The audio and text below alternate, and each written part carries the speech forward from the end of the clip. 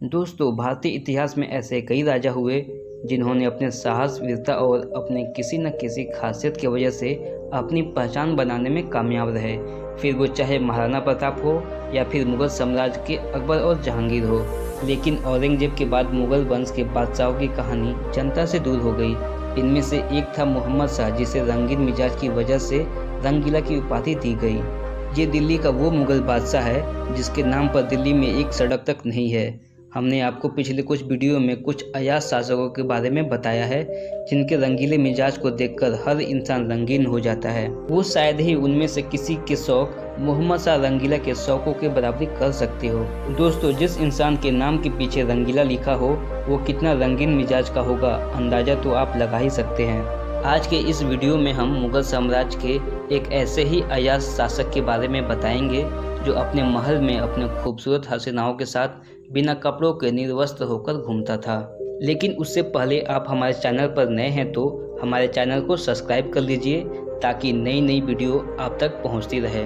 तो चलिए आपको ले चलते हैं मोहम्मद शाह रंगीला के लाइफ के एक रंगीन सफ़र पर। दोस्तों, जिस मुगल सल्तनत पर राजाओं से दुनिया भर के लोग खौफ खाते थे, उस मुगल सल्तनत का ही वंशज है मोहम्मद शाह रंगीला। दोस्तों, मोहम्मद शाह का जन्म 1702 में फतेहपुर सीकरी में हुआ था। ये वही दौर था मोहम्मद शाह के दादा औरंगजेब आलमगीर का कब्जा लगभग पूरे भारत में फैला हुआ था।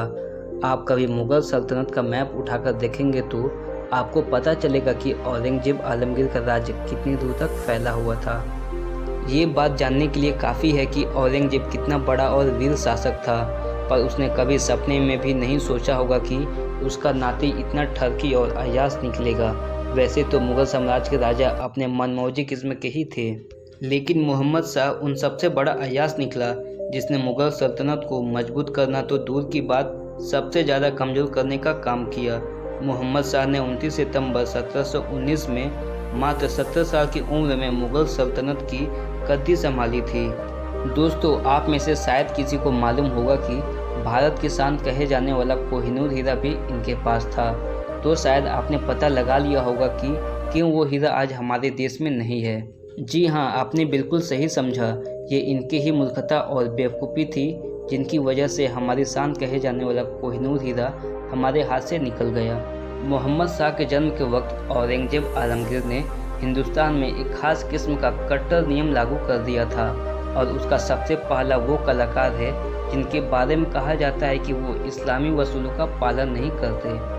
अगर अब बात नियमों की आ गई है तो हम आपको मोहम्मद शाह के नियमों से जुड़े कुछ ऐसे मज़ेदार बात बताना चाहते हैं। ये सुनने के बाद आपको भी कुछ समय के लिए अपने कानों पर विश्वास नहीं होगा। मोहम्मद शाह जितना ज़्यादा अयास था उतना ही ज़्यादा सरफिरा और उल्टा दिमाग का था। मोहम्मद शाह सिर्फ अपने मज़े और मस्ती के लिए हर दिन महल में नए नए कानून बनवाता और फिर उन्हें वो खुद ही तोड़ देता। अगर कोई शख्स उसके अजीबोगरीब कानूनों को मानने से इनकार करता तो वो उन्हें एक झटके में काल कोठरी में डलवा देता। मोहम्मद शाह की जब इच्छा करती तो वो महल से किसी को भी निकाल देता और जब इच्छा होती तो किसी भी सड़क पे चलते आदमी को अपना वजीर बना लेता।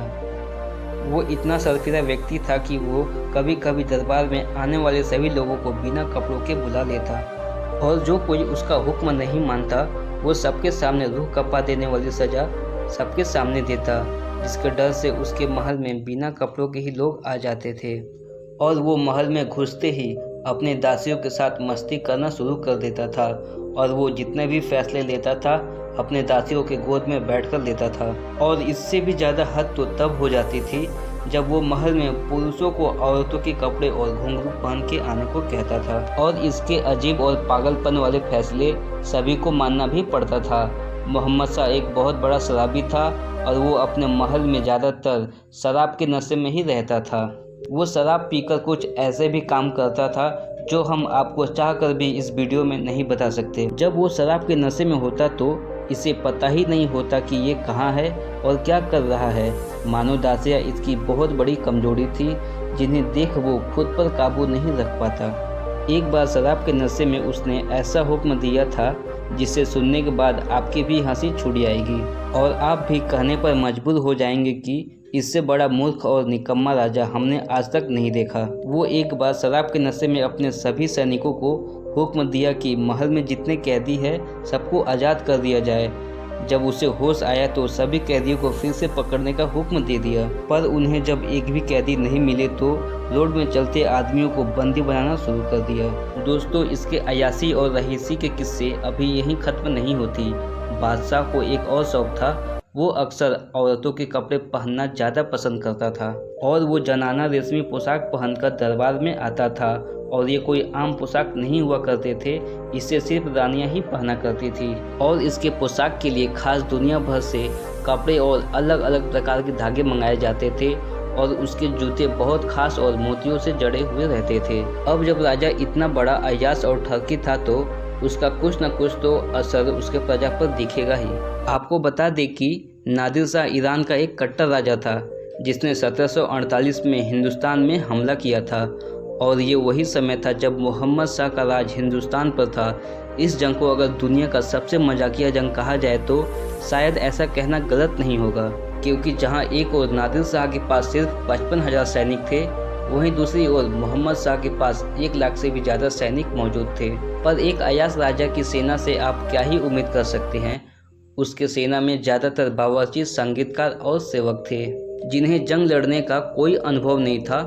ये जंग दिल्ली से करीब 100 मील की दूरी पर लड़े गए थे।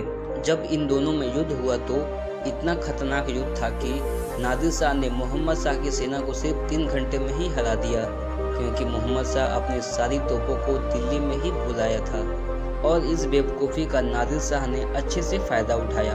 दोस्तों, अगर इंसान के पास दिमाग की कमी हो तो सोने को भी कचरा बना देता है और ये बात मोहम्मद शाह के ऊपर पूरी तरह लागू होती है, क्योंकि जिस तरह से उसने अय्याशी की वजह से न सिर्फ अपने बल्कि अपने बाप दादा के साम्राज्य को नष्ट किया, उस तरह से शायद ही कोई कर सकता है।